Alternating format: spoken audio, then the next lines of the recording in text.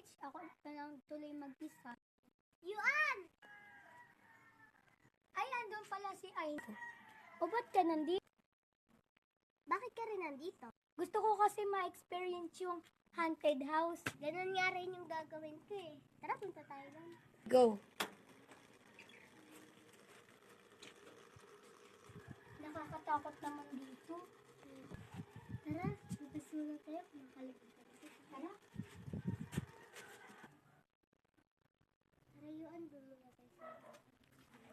Kaya alam mo bakit gusto kong lumabas? Bakit?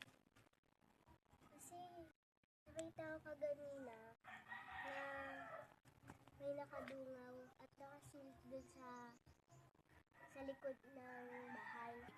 Ha? Wala naman ako nakita doon. Kanina pa ako nakatingin doon. Eh, hindi ko rin alam eh. Wait lang. Baka naman may milik mata ka lang. Nakita ng dalawang mata ko. Tara muna, uwi muna tayo.